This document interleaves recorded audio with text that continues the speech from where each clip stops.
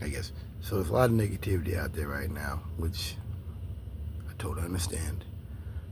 Due to Trump's quite obvious attempt to inflate the protests in Los Angeles County as something they're not. Sending the Marines in, federalizing the California National Guard.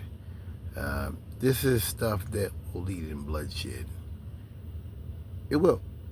And I know there's a lot of people right now that are scared.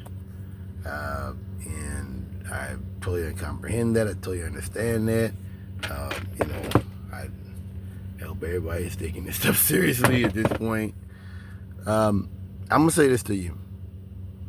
I'm a little different than most people. Because to me, this whole moment makes me smile. Well, for one thing, the whole world knows that the Constitution never meant shit to these crackers. It never meant anything. I'm from the South. I'm from North Carolina. And I lived my life believing the Constitution. I went to college learning white man's law to realize you don't give a damn about that Constitution, man.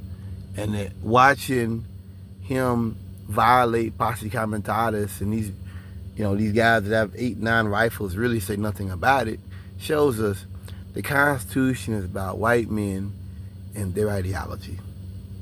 Period. Like Malcolm X said, if you're a black man and you're screaming about the Constitution, you're out of your mind. And he's right. He was right then. So posse comitatus, states' rights was always a bunch of bullshit that white men use just to justify the stuff they care about. That's all it's about. The Constitution is nothing but a bunch of toilet paper. That's it. If you're expecting it to, Joni Harris, the senator in Iowa, talking about how we're all going to die and making light of the Social Security. Well, that just tells me that, see, Republicans don't all stand together. They want the same stuff, which is a hellscape. They want, like, feudalism, but they don't all want it the same way. You understand? Like it's kind of like a gang.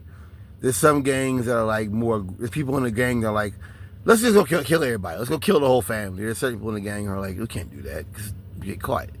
Like, that's what this is. She's just a person that's like, yeah, you know what? We're going to get rid of Social Security. People are going to die. So what? Like, that shows me they are going to cut Social Security. People are like, oh, what does it mean that? No. Eventually. That's what she's telling you, is that it's going to happen. Get used to it. Which something we've been saying for years. That they would do that. And last but not least, I mentioned before, Marjorie Taylor Greene laughing and joking that climate change is actually a good thing. But wait, I thought climate change wasn't real. I thought it was Republicans bringing in a snowball to throw at people and stuff. I'm just making the point. We're living in an era where white supremacy is out there. People that say like, oh, white supremacy, you're living in it. You're seeing it. They're not hiding it. They're not pretending to play fair. This is what they mean. This is what they stand.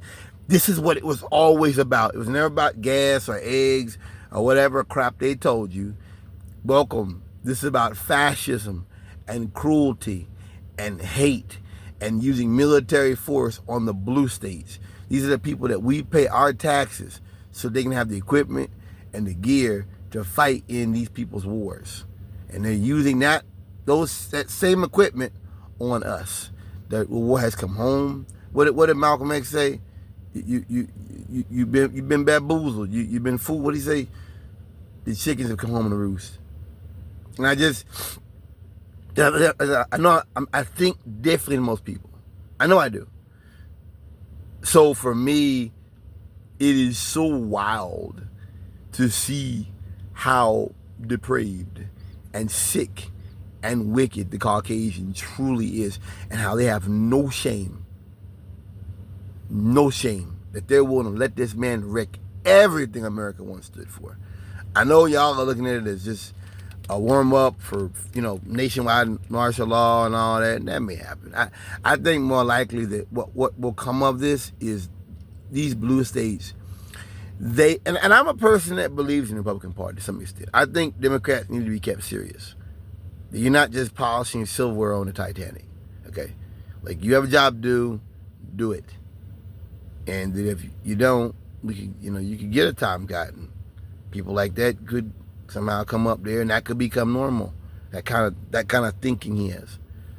So, but what Trump is doing is gonna make it to where you will not have Republican senators or congressmen in these blue states for probably the rest of my lifetime.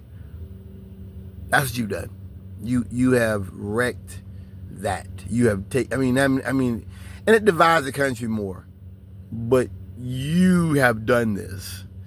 And as I said, I'm entertained. I find it interesting to watch these white people just be very open and very candid about collapse, about the degradation of our country, about getting rid of Clean Water Act, Clean Air Act. I saw today Robert Kennedy just fired a whole board of people on vaccinations. I mean, this is white folks voted for, to wreck their country, to everything their ancestors fought for. And as I've repeated this before, like a woman told me, white people don't even believe in the lies they once told us. That's what you're watching. That's why they're so open about this stuff now. The stuff they told you was not true, didn't exist. America stands on a bedrock. Bullshit. That stuff is just to promote white supremacy, and it's to justify the things they do to us in their system. That's all it is. And that's why you can scream states' rights, but when it comes to a blue governor who never asked for military help, who never asked for anything, and now the president's saying that, why are you going to arrest the governor? Because he's a bad governor.